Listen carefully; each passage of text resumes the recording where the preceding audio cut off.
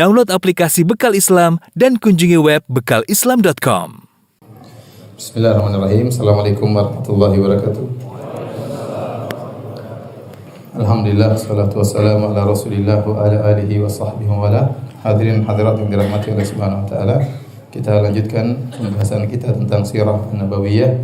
Di antaranya tentang dakwah Nabi sallallahu alaihi wasallam di Darul Arqam, yaitu rumahnya Al-Arqam bin Abil Arqam Al-Makhzumi radhiyallahu ta'ala anhu.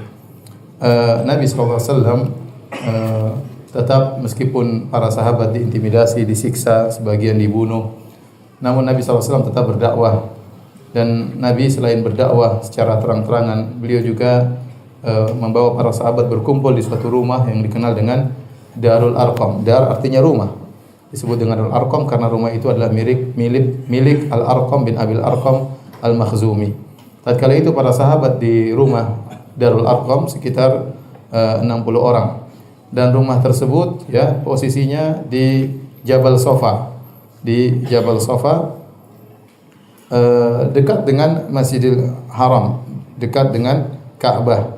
Akan tapi pintu masuknya dari belakang, sehingga para sahabat kalau masuk dari belakang, orang-orang kafir Quraisy tidak melihat kedatangan mereka masuk dalam rumah tersebut. Ini strategi Nabi sallallahu alaihi wasallam karena Al-Arqam bin Abil Arqam ya masih sangat muda, usia beliau sekitar 16 tahun tatkala itu ya. Dan ini menjauhkan persangkaan orang-orang Quraisy. Mungkin orang-orang Quraisy menyangka kalau Muhammad sallallahu alaihi wasallam membuat markas, maka tentunya akan memilih rumah dari para pembesar-pembesar sahabat Nabi sallallahu alaihi wasallam, mungkin rumahnya Abu Bakar atau rumah yang lain, tapi ternyata yang dijadikan markas oleh Nabi sallallahu alaihi wasallam adalah rumahnya Al-Arqam bin Abil Arqam. Padahal posisinya dekat Ka'bah, dan kita tahu orang-orang kafir Quraisy nongkrongnya di mana? Di Masjidil Haram ya. Tapi mereka tidak menduga sama sekali.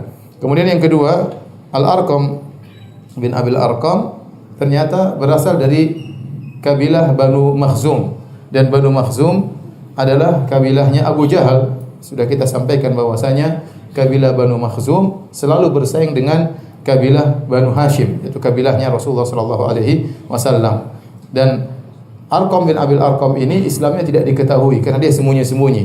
Ya, mereka menyangka dia masih termasuk dari orang-orang kafir Quraisy, apalagi berasal dari kabilahnya Abu Jahal. Ternyata dia sudah Islam dan bahkan rumahnya dijadikan markas oleh Nabi sallallahu alaihi wasallam. Dan Nabi akhirnya mendidik para sahabatnya dalam rumah tersebut bertahun-tahun ya, mengajarkan Islam kepada mereka. Hadirin dan hadirat yang dirahmati oleh Allah Subhanahu wa taala, akan tetapi sikap keras orang-orang kafir Quraisy semakin menjadi-jadi. Ya, para sahabat semakin disiksa, semakin ditindas. Akhirnya Nabi sallallahu alaihi wasallam mau tidak mau menyuruh para sahabat untuk berhijrah. Berhijrah yang pertama yaitu hijrah ke negeri Habasyah. Jadi hijrah di zaman Nabi terjadi 3 kali. Hijrah ke negeri Habasyah yang pertama, kemudian pada tahun 5 Hijriah, kemudian hijrah ke negeri Habasyah yang kedua, bukan 5 Hijriah, 5 kenabian. Kemudian hijrah ke negeri Habasyah yang kedua, yang ketiga hijrah ke kota Madinah pada tahun 13 kenabian. Jadi hijrah ada 3 kali. Hijrah pertama adalah ke negeri Al-Habasyah. Tatkala kaum muslimin ditindas, turunlah beberapa surat yang mengisyaratkan untuk mencari solusi dengan pergi ke tempat yang aman.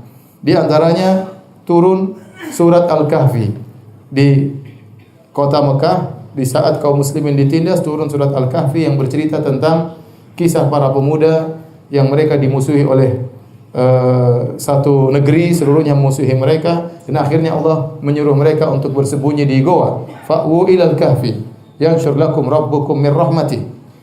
Kata Allah, pergilah kalian menuju goa karena mereka tidak aman kalau di kota, bakalan dibunuh, bakalan disiksa.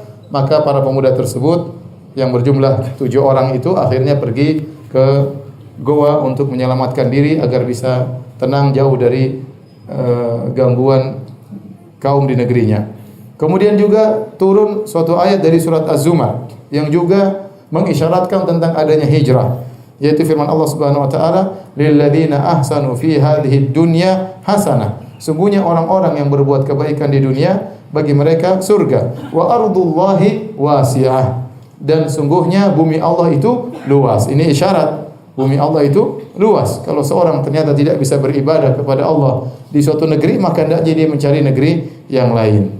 Akhirnya Nabi SAW memerintahkan para sahabat yang sudah tidak kuat dan ingin berhijrah, silakan. Kata Nabi SAW, "Lau kharajtum ila ardil Habasyah." Seandainya kalian pergi meninggalkan kota Mekah menuju ke negeri Al-Habasyah, fa inna biha malikan la yuzlamu indahu ahadun. Sungguhnya di negeri Habasyah ada seorang raja, itu Raja An-Najasyi, yang namanya adalah Asmaha An-Najasyi. Jadi An-Najasyi itu adalah istilah raja bagi negeri Habasyah, seperti presiden, seperti Fir'aun adalah istilah raja bagi negeri Mesir, seperti Kaisar adalah istilah raja bagi Romawi, ya. Tetapi Najasyi ini namanya adalah Asmaha. Namanya Asmaha. Maka Nabi mengatakan sungguhnya di negeri Habasyah ada seorang raja yang tidak seorang pun akan dizalimi di sisinya. Wahya ardu sidqin, dan itu adalah negeri yang baik. Hatta yaj'alallahu lakum farajan mimma antum fihi, sampai Allah memberikan solusi bagi kondisi kalian yang sulit ini. Akhirnya berangkatlah sebagian sahabat untuk pergi ke negeri Habasyah. Dan ini adalah perjalanan yang berat, ya. Mereka pergi ke negeri Ajam, bukan negeri yang berbahasa Arab, ya. Kemudian mereka pergi ke negeri yang sangat jauh, harus berlabuh melalui lautan. Kemudian mereka pergi ke negeri yang lebih miskin daripada kota Mekah, ya. Negeri yang asing, yang tidak biasa bagi mereka, namun semuanya demi beribadah kepada Allah Subhanahu wa taala. Akhirnya berangkatlah sebagian kaum muslimin menuju ke negeri Habasyah pada tahun 5 kenabian di bulan Rajab. Dan orang yang pertama kali pergi ke negeri Habasyah adalah Utsman bin Affan radhiyallahu taala anhu bersama istrinya Ruqayyah, putri Nabi sallallahu alaihi wasallam. Hadirin dan hadirat yang dirahmati Allah Subhanahu wa taala, bersama Utsman ada 10 lelaki yang lain. Jadi yang pergi ke negeri Habasyah ada 11 lelaki dan ada 4 wanita. Di antara lelaki tersebut adalah Utsman bin Affan, kemudian Abu Hudzaifah bin Utbah bin Rabi'ah, kemudian Az-Zubair bin Al-Awwam, Mus'ab bin Umair, Abdurrahman bin Auf, Abu Salamah, Utsman bin Mad'un, Amir bin Rabi'ah, Abu Sabrah, Suhail ibnu Baydha, Abu Hatib bin Amr. Ini laki-laki. Adapun perempuan di antaranya Ruqayyah, istrinya Utsman bin Affan radhiyallahu taala anhu, putrinya Nabi sallallahu alaihi wasallam, kemudian Sahlah bintu Suhail, istrinya Abu Hudzaifah bin Utbah, ya. Kemudian Ummu Salamah, istrinya Abu Salamah, ya. Maka mereka pun berangkat menuju ke negeri Habasyah. Mereka keluar diam-diam menuju ke negeri Habasyah. Di antara mereka ada yang berjalan kaki, di antara mereka ada yang naik kendaraan. Tatkala sudah tiba di tepi pantai, Allah mentakdirkan ternyata ada 2 perahu atau 2 kapal yang lagi bersandar dan akan segera pergi ke negeri Habasyah. Maka mereka segera naik kapal tersebut. Begitu mereka naik sudah berlabuh berjalan, tahu-tahu orang-orang Quraisy mengejar mereka tapi sudah terlambat. Akhirnya sampailah mereka ke negeri Habasyah dalam kondisi aman dan tentram. Dan mereka tinggal berbulan-bulan ke negeri Habasyah. Namun akhirnya mereka balik lagi ke Mekah. Kenapa mereka balik lagi ke Mekah? Karena ada satu peristiwa yang menimbulkan isu tersebar bahwasanya orang-orang Quraisy di Mekah sudah pada sadar, sudah pada masuk Islam. Ada isu berita seperti ini, sehingga mereka akhirnya balik ke negeri kampung mereka, kota Mekah. Ternyata berita tersebut adalah isu yang tidak benar. Adapun kenapa bisa timbul isu ini, diriwayatkan oleh Imam Al-Bukhari dan Imam Muslim dari Ibnu Mas'ud radhiyallahu taala anhu, beliau berkata, "Awwala suratin unzilat fiha sajdatun wan najm." Ya, qala fasajara Rasulullah sallallahu alaihi wasallam wa sajada man khalfahu illa rajulan ra'aitu akhadha kaffan min turabin fasajada alaihi. Di antara surat yang pertama kali turun di antaranya di kota Mekah adalah yang ada sajdahnya adalah surat An-Najm. Ini surat pertama yang ada sajdahnya adalah surat An-Najm. Maka Rasulullah SAW baca surat An-Najm sampai akhir ayat, ya. Di akhir ayat Allah memerintahkan untuk sujud. Maka Nabi pun sujud. Waktu Nabi sujud, para sahabat di belakang Nabi juga ikut sujud. Ini baru pertama surah turun ada ayat sajadahnya. Maka orang-orang yang lagi di situ juga ikut-ikutan sujud, termasuk orang-orang Quraisy. Mereka ikutan sujud. Kecuali ada seorang lelaki, aku melihatnya mengambil segenggam pasir, tanah, kemudian dia sujud di atas tanah tersebut. Fara'aitu ba'da dzalika qutila kafiran. Dan saya lihat lelaki tersebut ternyata tewas dalam kondisi kafir. Lelaki tersebut adalah Umayyah bin Khalaf, yaitu majikannya Bilal yang menyiksa Bilal. Dalam riwayat yang lain, ya dengan sanad yang sahih dalam Musnad Imam Ahmad dan juga Mustadrak Al-Hakim dari Al-Mutallab ibni Abi Wada'ah, dia berkata, "Ra'aitu Rasulullah sallallahu alaihi wasallam sajada fin najm." Aku melihat Nabi di Mekah, Rasulullah sallallahu tatkala baca surat An-Najm, Rasulullah sallallahu sujud. Wa sajada nasu ma'ahu. Dan orang-orang ikut sujud waktu itu, termasuk orang kafir Quraisy. Walam asjud ma'ahum, dan saya tidak sujud. Waktu itu masih musyrik. Fala ada sujuda fiha abadan. Ya, setelah dia masuk Islam, selalu dia sujud kalau mendengar surat As-Sajdah. Ya. Kenapa mereka sujud? Disebutkan oleh para ulama karena mereka terkagum-kagum dengan surat An-Najm. Biasanya mereka tidak mau mendengar Al-Qur'an dengan baik. Pokoknya kalau lagi dibaca Al-Qur'an, maka mereka tidak mau dengar. Bahkan mereka berkata, la tasma'u li hadzal Qur'an walghaw fihi la'allakum taghlibun. Jangan dengar Al-Qur'an, jangan dengar Al-Qur'an. Bikin kegaduhan supaya kalian tidak mendengar Al-Qur'an. Namun qadarullah waktu itu Nabi baca surat An-Najm dari awal sampai akhir lengkap, dan mereka lagi di situ, lagi di Masjidil Haram, karena tempat nongkrong mereka di mana? Di Masjidil Haram. Waktu Nabi lagi salat kemudian baca Al-Qur'an, atau Nabi sedang baca surat An-Najm, Nabi baca dari awal sampai akhir. Wan najmi idza hawa ma dhalla sahibukum wa ma ghawa. Dan itu ayat-ayat yang sangat indah. Dan orang kafir Quraisy mereka ahli bahasa. Mereka tahu betul bagaimana balaghahnya Al-Qur'an, bagaimana indahnya Al-Qur'an. Disebutkan oleh sebagian para ulama, ini baru pertama mereka mendengarkan surat secara sempurna dari awal sampai akhir, dan mereka tercengang mereka mendengar surat tersebut. Sampai firman Allah Subhanahu wa taala, ya, wal mu'tafikata ahwa, dan kaum Lut yang telah, ya, faghasyaha ma ghasya, yang Allah hancurkan mereka. Fa bi ayyi ala rabbika tatamara. Nikmat apa Allah apa yang kalian perdebatkan? Hadza nadhirum minan nudhuril ula. Sesungguhnya adalah peringatan. Ya, azifatil azifah, telah dekat hari kiamat. Laisa laha min dunillahi kashifah. Tidak ada yang bisa mengungkapkan hari kiamat kecuali Allah. Afa min hadzal hadithi ta'jabun. Apa kalian, ya, takjub dengan Al-Qur'an, ya, mengejek dan yang lainnya, wa tadhakuna wa la tabghun, dan kalian tertawa, kalian tidak menangis dengan Al-Qur'an, wa antum samidun, dan kalian cuek dengan Al-Qur'an. Fasjudu lillahi wa'budu, dan sujudlah kepada Allah dan beribadahlah kepada Allah. Akhir ayat langsung Nabi sujud. Mereka tercengang, ikut-ikutan apa? Sujud. Inilah kemudian isu tersebar, orang-orang Quraisy sujud, mereka terpukau dengan Al-Qur'an, tidak sadar mereka ikutan sujud bersama Nabi. Akhirnya isu ini tersebar sampai ke negeri Habasyah bahwasanya Abu Jahal sudah sadar. Abu Jahal, abu-abu yang lain sudah sadar. Ternyata mereka belum sadar, ya. Mereka hanya tercengang dan ikut-ikutan apa? Ikut-ikutan sujud. Akhirnya, ya, waktu mendengar isu bahwasanya orang-orang kafir Quraisy sudah sujud, karena itu kejadian heboh, ya. Abu Jahal dan kawan-kawannya ikut apa? Sujud. Maka sampailah kabar tersebut ke kaum muslimin yang ada di negeri Habasyah. Kemudian mereka berkata, asyairuna ahabbu ilaina. Kita lebih senang untuk kembali ke kerabat kita. Akhirnya mereka pun meninggalkan negeri Habasyah untuk balik ke kota Mekah, ya. Tatkala mereka sampai di kota Mekah, ternyata kondisi tidak berubah, bahkan lebih parah. Ternyata Abu Jahal masih belum berubah. Hadirin dan hadirat yang dirahmati oleh Allah Subhanahu wa taala. Orang-orang Quraisy sudah berusaha dengan berbagai macam model untuk menghalangi dakwah Nabi sallallahu alaihi wasallam.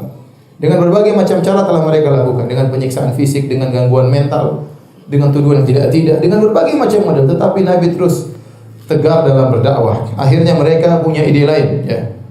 Ya, mereka ingin mengajak berunding dengan Abu Talib, ya. Karena semua metode yang mereka gunakan tidak menghentikan dakwah Nabi sallallahu alaihi wasallam. Maka mereka di antara halangan terbesar mereka untuk menghalangi dakwah Nabi karena keberadaan paman Nabi Abu Talib. Abu Talib musyrik dan dia dihormati oleh orang-orang kafir Quraisy karena dia adalah Abu Talib bin Abdul Muttalib. Bapaknya Abdul Muttalib adalah penguasa kota Mekah dan Abu Talib termasuk paman Nabi yang tertua, ya. Maka dia sudah berusia, kemudian orang tua di kota Mekah sehingga mereka menghormati Abu Talib. Seandainya dia masuk Islam, maka tidak ada yang menghormati Abu Talib. Tapi Allah mentakdirkan dia dalam kondisi musyrik. Di antara penghalang mereka untuk menghalangi dakwah Nabi adalah adanya Abu Talib. Akhirnya mereka pun pergi, orang-orang Quraisy menuju Abu Talib. Kemudian mereka berkata, "Wahai Abu Talib, inna laka sinnan wa syarafan wa manzilatan fina." Engkau adalah orang tua di antara kami. Engkau orang yang mulia, engkau punya kedudukan di hati kami. Wa inna ibna akhika yu'dhina fi nadina wa fi majlisina. Dan ponakanmu, siapa? Muhammad sallallahu alaihi wasallam, mengganggu kami. Tempat perkumpulan kami diganggu, lagi kami nongkrong-nongkrong diganggu, ya. Karena mereka nongkrong datang Nabi, tinggalkanlah sembahan kepada berhala. Jadi mereka kemana-mana diganggu oleh Nabi sallallahu alaihi wasallam. Kemudian kata mereka, wa inna qad istanhaynaka min ibni akhika falam tanhahu anna. Kami sudah memintamu untuk melarang ponakanmu untuk berdakwah, tetapi kau tidak melarangnya. Wa inna wallahi la nasbiru ala hadha min syatmi abaina. Wahai Abu Talib, kami tidak bakalan sabar ponakanmu mencaci maki nenek moyang kami. Wa tasfi ahlamina, membodoh-bodohkan orang-orang besar pembesar di antara kami. Wa aibi alihatina, dan ponakanmu mencela Tuhan-Tuhan kami. Kurang apa lagi kan? Nenek moyang dicela, pembesar-pembesar Quraisy dicela, Tuhan-Tuhannya juga dicela. Hatta takuffahu anna, sampai kau hentikan dia tidak mengganggu kami lagi. Au nunazilahu wa iyyaka fi dzalika, atau kami akan samakan engkau dengan ponakanmu. Hatta yahlika ahadul fariqain, kemudian kita akan berperang. Kita lihat siapa yang akan binasa di antara dua kelompok ini. Hal ini menjadi perkara besar bagi Abu Talib, ya. Susah bagi dia meninggalkan kaumnya, apalagi memusuhi kaumnya. Ya, sementara dia belum mau masuk Islam, ya. Dan dia juga tidak ingin meninggalkan ponakannya. Bagaimana dia meninggalkan ponakan yang sangat dia cintai? Maka dia utus anaknya Aqil, anaknya yang paling tua, ya, atau kakaknya Ali bin Abi Thalib, Aqil, ya. Ila Rasulullah sallallahu alaihi wasallam, maka Aqil bin Abi Thalib datang kepada Rasulullah sallallahu alaihi wasallam. Jadi anaknya Abu Thalib ada Talib, ada Aqil, ada siapa? Ali, ada Ja'far, ya. Ada Ja'far, ada Ali. Ali yang paling kecil. Falamma ja'a Rasulullah sallallahu alaihi wasallam qala lahu, ya. Tatkala datang kepada Rasulullah sallallahu alaihi wasallam, kemudian Aqil berkata, ya, atau Abu Thalib berkata, "Ya bena akhi, inna qaumaka qad ja'uni." Kata Abu Thalib kepada Nabi, "Wahai ponakanku, sesungguhnya kaummu orang-orang Quraisy telah datang kepadaku. Faza'amu annaka tu'dhihim fi nadihim wa fi majlisihim." Dan mereka mengatakan kau telah mengganggu mereka di tempat nongkrong mereka, tempat kumpul-kumpul mereka. Fantahi an dzalik, hendaknya engkau berhenti dari sikapmu tersebut. Ya. Wa abqi alayya wa ala nafsika wa la tuhammilni min al-amri ma la utiq. Biarkanlah aku tetap, ya, dalam kondisiku, ya. Artinya tak dihormati orang kafir Quraisy, dan jangan kau bebankan aku dengan perkara yang aku tidak mampu. Ya, kalau aku ganggu mereka terus, mereka akan, ya, menyudutkan aku terus dan aku tidak mampu. Fahallaqa Rasulullah sallallahu alaihi wasallam bi basarihi ila sama, maka Nabi pun memandang ke arah langit. Kemudian Nabi berkata, "Tarawna hadhihi syams?" Nabi berkata kepada Abu Talib dan orang-orang Quraisy yang ada. Kata Nabi, "Tarawna hadhihi syams?" Kalian lihat matahari ini? Qalu na'am, kata mereka iya. Maka Rasulullah SAW berkata, "Ma ana bi aqdara ala an ad'a dzalika minkum ala an tush'ilu minha syu'latan." Kalian tahu ini apa namanya matahari? Kalian bisa enggak ambil api dari matahari? Itu kalian tidak mampu. Saya lebih tidak mampu lagi meninggalkan dakwah ini daripada ketidakmampuan kalian mengambil api dari matahari. Ya, artinya mustahil saya meninggalkan apa? Dakwah. Kalian mustahil mengambil api dari, nyalain api pakai matahari kan mustahil. Ya, saya lebih mustahil lagi untuk meninggalkan dakwah ini. Tatkala itu Abu Talib berkata, "Wallahi ma kadzaba ibnu akhi qat farji'u." Kata Abu Talib, "Demi Allah, ponakanku tidak pernah berdosa sama sekali. Pulanglah kalian wahai orang-orang Quraisy. Kemudian Abu Thalib mengucapkan bait-bait syairnya yang masyhur. Beliau berkata, "Wallahi la yasilu ilaika bi jam'ihim hatta uwassada fit turabi dafina." Demi Allah, mereka orang-orang Quraisy tidak akan bisa mengganggu engkau wahai Muhammad meskipun mereka berkumpul dan bersatu padu sampai aku dikuburkan dalam kuburan. Famdi li amrika ma 'alaika ghadabatan. Abshir wa qarra bidzalik bidzaka minka uyuna. Teruskanlah dakwahmu, ya, kau tidak perlu merasa rendah dan bergembiralah, engkau akan senang dengan melihat pertolonganku. Wa da'autani wa alimtu annaka nasihi. Engkau telah mendakwahi aku dan aku tahu engkau benar-benar memberi nasihat kepadaku. Falaqad sadaqta wa kunta qidama amina. Sungguh kau telah benar dan kau sejak dulu dikenal sebagai orang yang amin, yang terpercaya. Wa aradta dinan qad alimtu bi annahu. Engkau telah menawarkan kepada aku suatu agama yang aku tahu min khairi adyanil bariyati din. Aku tahu agamamu adalah agama manusia yang terbaik di antara agama-agama yang ada. Laulal malamatu au hadari subbatan la wajadtani samhan bidzaka amina. Kalau bukan karena aku takut dicela, dicerca oleh kaumku, kau akan dapati aku akan beriman dengan agamamu. Tapi karena dia takut cercaan, Abu Thalib tidak mau beriman kepada Nabi sallallahu alaihi wasallam. Gagal perundingan yang diinginkan oleh orang-orang Quraisy. Aduh, Abu Thalib tidak mau mengalah. Tetap bertahan, nekat mati demi membela Muhammad ponakannya sallallahu alaihi wasallam. Rasulullah SAW terus melanjutkan dakwahnya. Dan Abu Thalib tidak mau meninggalkan ponakannya. Akhirnya orang-orang Quraisy tidak habis pikir, mereka punya ide kedua. Ini Abu Thalib sangat sayang pada ponakannya. Coba kita ganti orang lain supaya ganti ponakannya. Akhirnya mereka membawa seorang namanya Umarah ibn al-Walid ibn al-Mughirah, anaknya Al-Walid ibn al-Mughirah.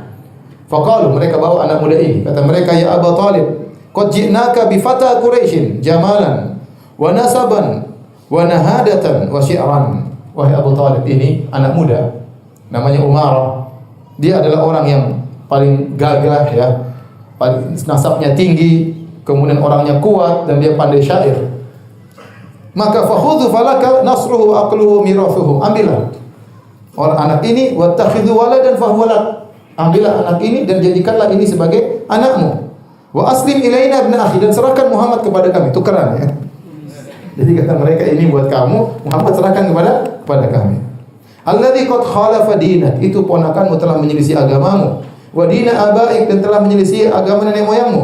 Wa farraqa jama'ata qaumik, telah memecah belah, ya, kaum kita. Wasaffa ahlamana, ya, dan dia telah bodoh-bodohi pembesar-pembesar kita. Fanaqtulahu, lalu kami akan bunuh dia, ini gantinya. Ya. Kemudian apa kata Abu Thalib? Wallahi ma ansaftumuni, kalian tidak adil kepadaku. Atu'tunani ibnakum akfuluhu lakum wa utikum ibni taqtulunahu. Apa kalian mau berikan anak kalian supaya saya pelihara, kemudian anak saya berikan kalian bunuh? Ini apa ini? Kata Abu Thalib, ini apa ini? Tasumunani saumal ariri dzalil, hadza wallahi la yakunu abada. Ini penawaran yang menghinakan. Bagaimana kalian serahkan anak kalian untuk saya pelihara, anak saya serahkan untuk kalian bunuh. Ini penukaran yang enggak beres. Demi Allah ini tidak akan terjadi. Hadirin hadirat yang dirahmati Allah Subhanahu wa taala, ya. Demikianlah Abu Thalib bersikeras untuk membela Rasulullah sallallahu alaihi wasallam dan dia tidak akan meninggalkan Rasulullah sallallahu alaihi wasallam.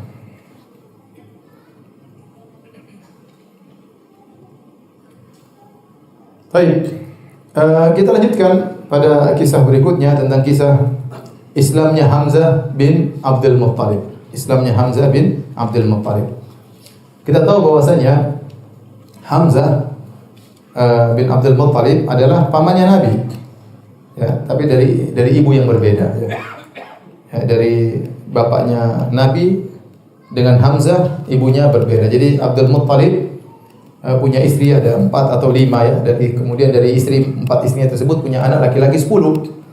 Di antaranya bapaknya Nabi Abdullah dan Abu Thalib satu ibu, Hamzah dari ibu yang lain. Tapi Hamzah adalah paman Nabi SAW Dan dia sangat dekat dengan Nabi SAW sebagaimana pernah kita jelaskan.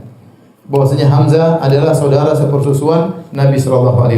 Ini yang pertama. Yang kedua, umurnya dekat dengan Nabi SAW. Yaitu umurnya lebih tua dari Nabi 2 tahun atau 4 tahun. Ya, sehingga Hamzah sangat dekat dengan Nabi SAW. Dalam kondisi penindasan terhadap kaum muslimin, penghinaan terhadap Nabi SAW, bagaimanapun Bani Hashim, yaitu Abu Talib dan Bani Hashim, suku Nabi SAW, tetap saja ada fanatik kesukuan yang mereka dengan fanatik kesukuan tersebut masih saja membela Nabi SAW. Masih banyak Bani Hashim yang bela Nabi SAW, kecuali Abu Lahab, paman Nabi, yang dia sangat benci kepada Rasulullah SAW. Tapi Bani Hashim yang lain, mereka tidak memusuhi Nabi SAW dengan permusuhan yang kuat. Bahkan sebagian mereka membela. Kenapa? Karena Muhammad adalah dari kabilah mereka. Meskipun mereka musyrik, mereka masih sayang kepada Rasulullah SAW. Di antaranya Hamzah. Hamzah akhirnya masuk Islam. Adapun sebab Hamzah masuk Islam, ya, bahwasanya suatu hari Abu Jahal lewat di sisi Nabi SAW dan Nabi sedang berada di Bukit Sofa. Maka kemudian Abu Jahal mencaci maki Rasulullah SAW. Wa syatamahu, dicaci maki, dihina. Wa nala minhu ba'dha ma yakrah, melakukan perkara-perkara yang dibenci oleh Rasulullah SAW. Wa Rasulullah SAW sakit, Rasulullah SAW hanya terdiam dengan ocehan Abu Jahal. La yukallimuhu, Nabi tidak balas sama sekali ocehan Abu Jahal. Thumman saraf, kemudian Abu Jahal pun pergi. La'natullah alaihi. Kemudian dia pergi ke ila nadin min Quraisy indal Ka'bah. Kemudian dia pergi ke tempat nongkrong-nongkrong orang-orang Quraisy dekat Ka'bah. Abu Jahal pergi setelah maki-maki Nabi, dia pergi fajalasa ma'am, kemudian duduk sama kawan-kawannya. Ternyata waktu Abu Jahal lagi maki-maki Nabi, ada budak perempuan milik Abdullah bin Jud'an yang dia tinggal dekat situ, dekat Bukit Sofa. Dia mendengar makian Abu Jahal kepada Nabi SAW. Tiba-tiba setelah itu datanglah Hamzah. Jadi Abu Jahal sudah pergi, Nabi juga sudah pergi. Tiba-tiba datang Hamzah mutawahishan qausahu raji'an min qanasin lahu. Hamzah baru pulang, sedang membawa busur panahnya masih dipegang, ya, dia baru saja berburu. Kemudian dia lewat di Bukit Sofa. Tatkala dilihat oleh budak wanitanya Abdullah bin Jud'an, maka dia panggil, "Ya Aba Umarah, wahai Hamzah. Law ra'aita ma laqiya ibnu akhika Muhammadun anifan." Seandainya kau lihat apa yang ditimpa oleh ponakanmu Muhammad min Abil Hakam ibni Hisham, gangguan yang dilakukan oleh Abul Hakam bin Hisham, itu oleh Abu Jahal. Wajadahu hahuna jalisan fa'adha wa sabbahu. Abu Jahal tadi lewat, lihat Muhammad lagi duduk di sini, tahu-tahu dia berhenti, kemudian dia maki-maki Muhammad. Ya. Kemudian dia pun sehabis maki-maki Muhammad, tsumman sarafa anhu, kemudian Abu Jahal pun pergi, walam yukallimu Muhammad, sementara ponakan Muhammad tidak balas sama sekali, hanya terdiam. Hamzah emosi. Ya.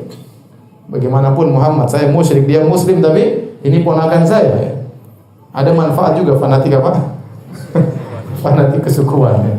Fahtamal Hamzah al-ghadab, maka dia pun ngamuk Hamzah. Ya, ini Allah membuat ini sebab untuk dia masuk Islam. Wa kana Hamzah azzafatan fi Quraisy wa ashadda syakima. Dan Hamzah adalah seorang pemuda yang sangat kuat, yang dia sangat kuat pukulannya. Fantalaka yas'a musammiman annahu idza laqi Abu Jahl batasha bihi. Kemudian dia berjalan menuju Abu Jahal. Dia sudah bertekad kalau ketemu Abu Jahal saya labrak. Falamma dakhala al-masjid, tatkala dia masuk masjid, nadhara ilaihi jalisan fil qaum. Dia lihat Abu Jahal lagi nongkrong duduk. Abu Jahal bos, dikelilingi oleh apa? Anak buahnya. Fa aqbala nahwahu.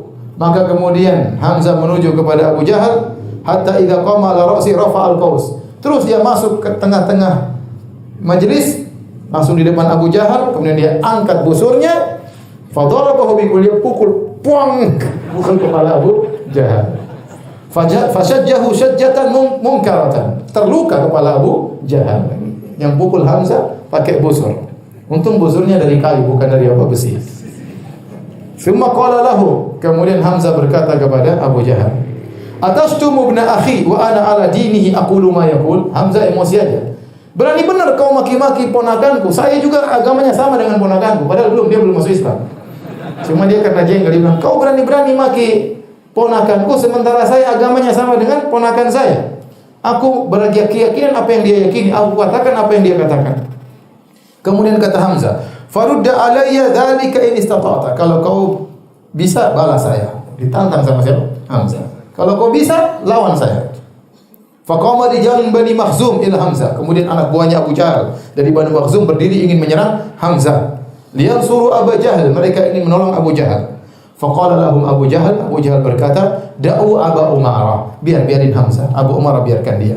Fa inni wallahi qad sababtu ibna akhihi sabban qabihan. Sungguh demi Allah saya tadi telah mencaci maki ponakannya dengan makian yang buruk.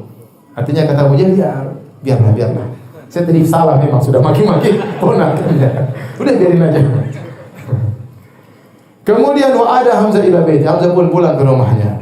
Dia bingung. Dia ini belum masuk Islam. Tapi dia sudah mengatakan Islam di hadapan siapa? Abu Jahal.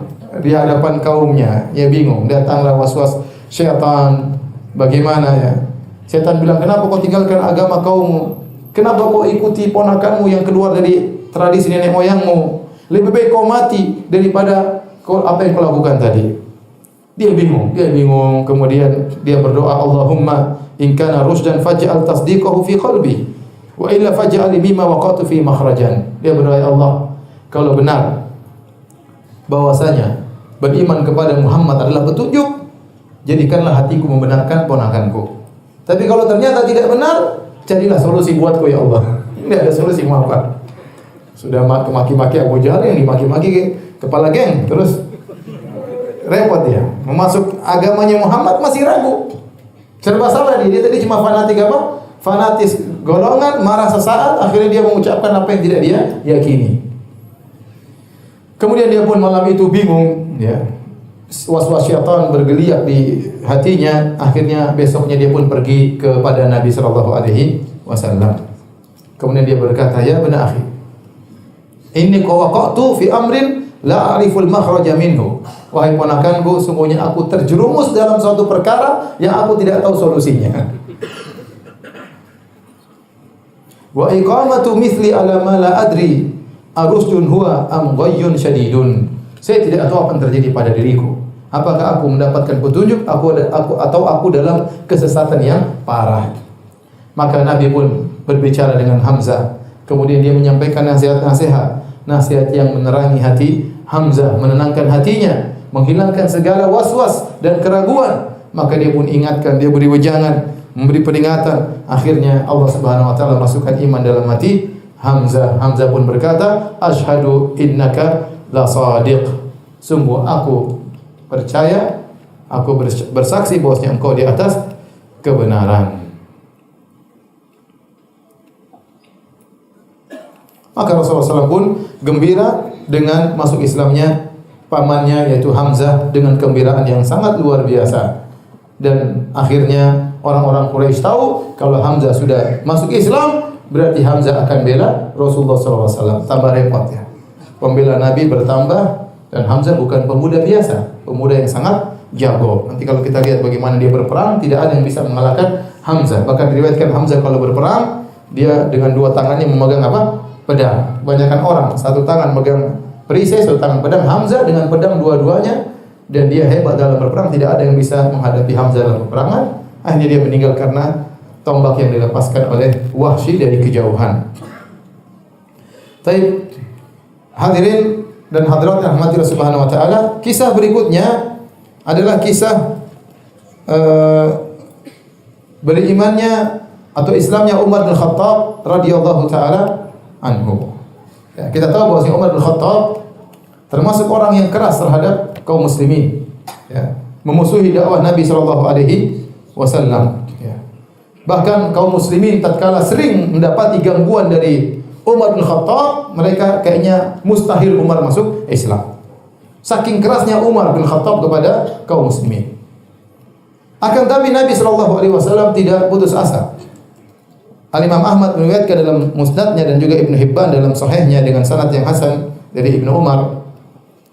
Maka Ibnu Umar berkata, bapakku Umar bin Khattab pernah berdoa, bukan, dia berkata kata Ibnu Umar, Rasulullah sallallahu alaihi wasallam pernah berdoa, Allahumma a'izzal Islam bi ahabbi hadaini rajulaini ilaik. Bi Abi Jahal bin Hisham atau Umar bin Khattab. Ini dua-duanya ini penjahat.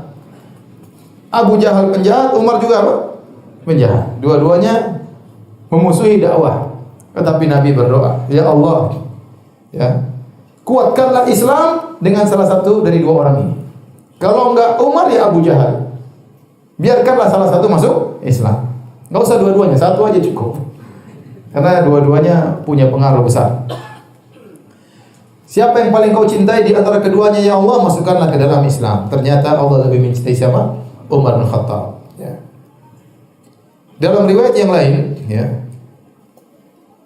disebutkan bahwasanya Nabi SAW kalau melihat Umar atau melihat Abu Jahal, maka Rasulullah berdoa, Allahumma shdud dinaka bi ahabbihima ilaik.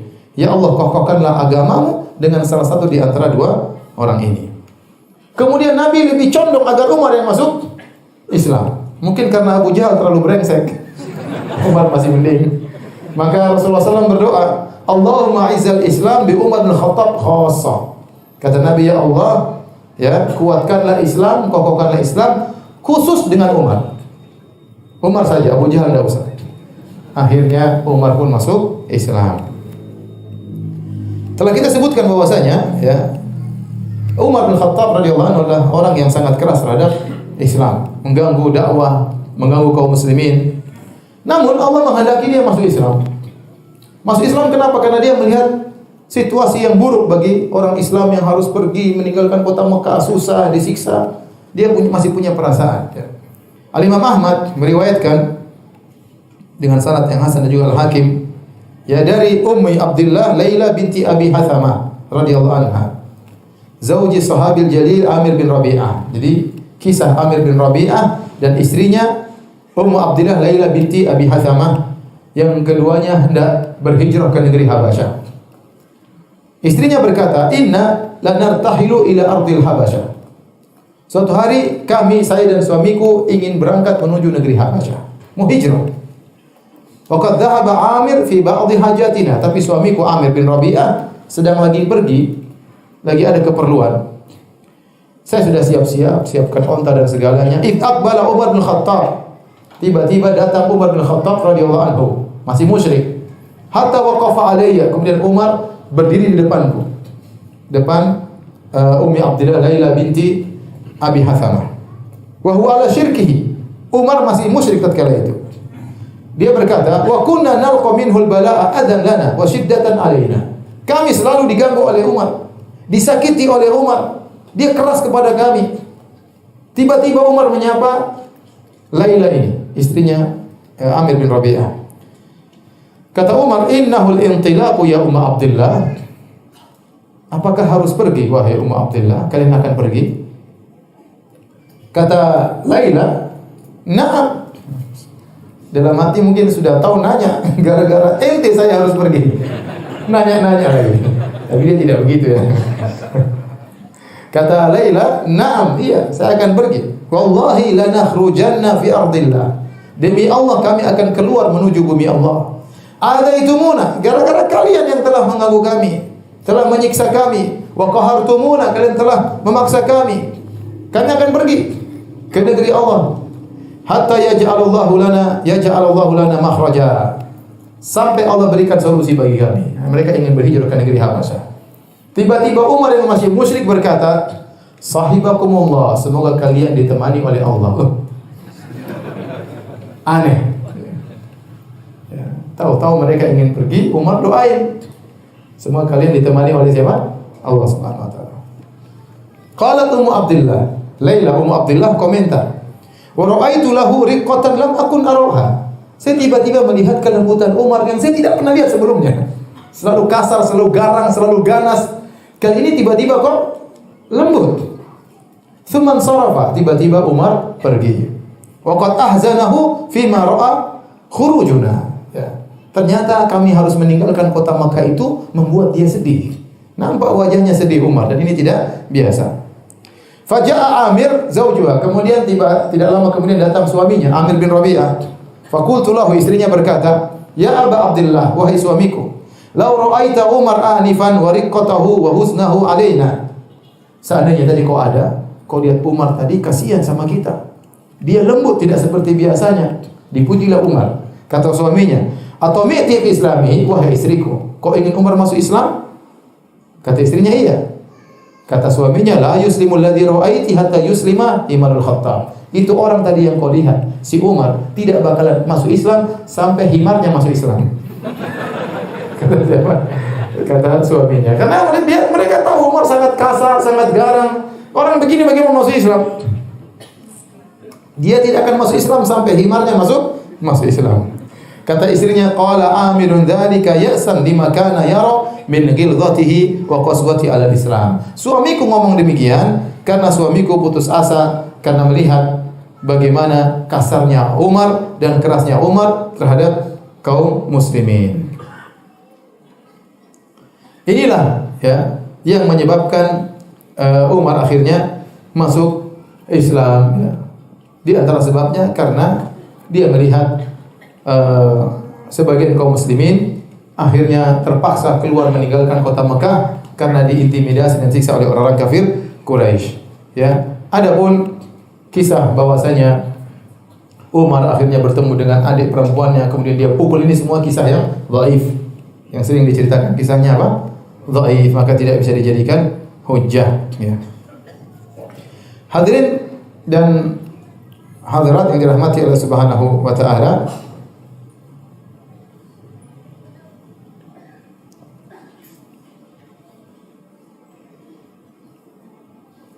Umar masuk Islam, ya.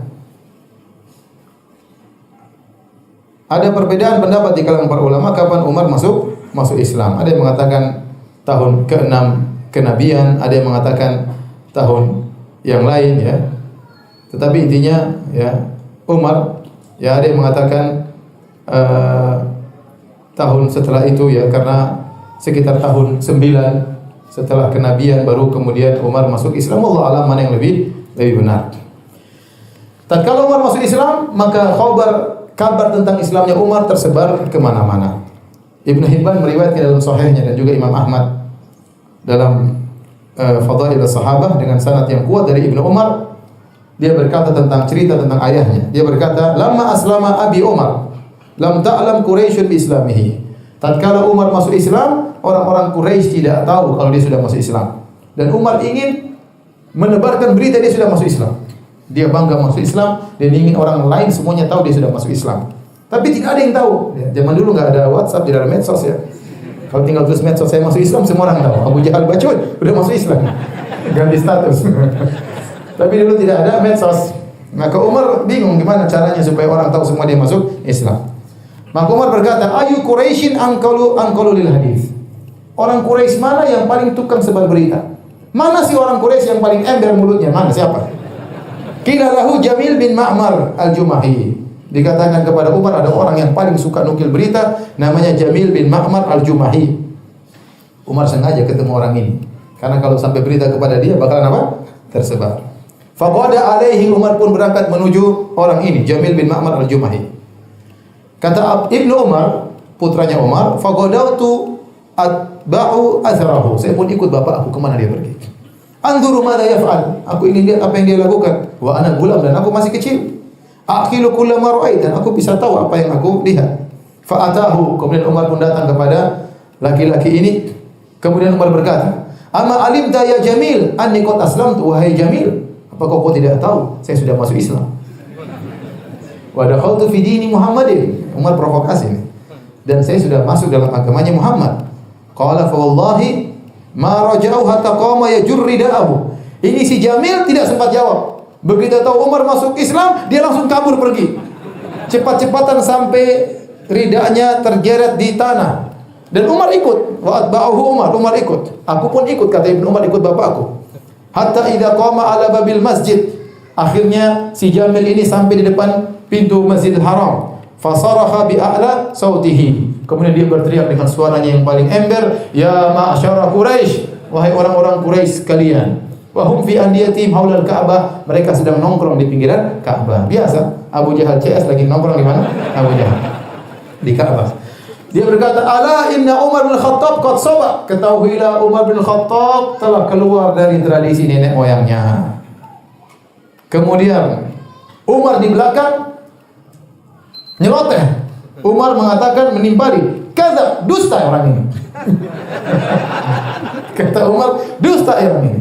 Dia bilang, "Saya keluar dari tradisi nenek moyang saya, soba, dusta orang ini. Walakin qad aslamtu asyhadu an la ilaha illallah wa anna Muhammadan abduhu wa rasuluh." Ini orang dusta, tetapi saya sudah masuk Islam dan saya bersaksi bahwasanya tidak ada yang berhak disembah kecuali Allah dan Muhammad adalah hamba Allah dan rasulnya. Heboh orang. Fasaru ilaihi.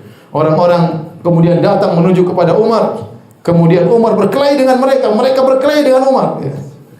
Dan Umar tidak peduli, Umar sangat kuat.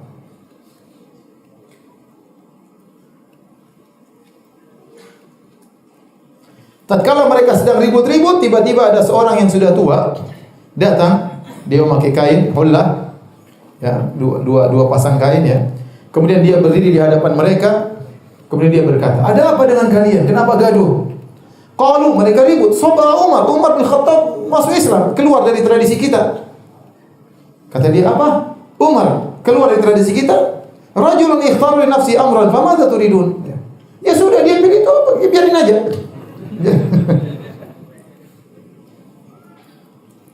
Khallu 'anil rajul, biarin dia. Fataraku, akhirnya mereka pun meninggalkan Umar. Kemudian Ibnu Umar berkata di kemudian hari, ya, setelah mereka berhijrah ke kota Madinah, Ibnu Umar bertanya, "Ya abati, wahai ayahku, manir rajul alladhi zajara al-qaum anka bi Makkah yauma aslamta?" Siapa sih orang yang membentak orang-orang Quraisy tatkala kau masuk Islam, sementara mereka wahum yuqatiluna, mereka sedang memukulimu? Kata Umar, "Dzaka Al-As bin Wa'il As-Sahmi." Orang tersebut namanya Al-As bin Wa'il As-Sahmi, itu bapaknya Amr bin Al-As, bapaknya Amr bin Al-As radhiyallahu taala anhu. Maka setelah Umar masuk Islam, maka kuatlah kaum muslimin. Mereka pun berani untuk sholat di Ka'bah. Mereka berani untuk tawaf di Ka'bah. Sebelumnya mereka tidak berani tawaf di Ka'bah. Paling Nabi SAW. Adapun yang lainnya enggak berani. Ibadah di rumah, sembunyi-sembunyi.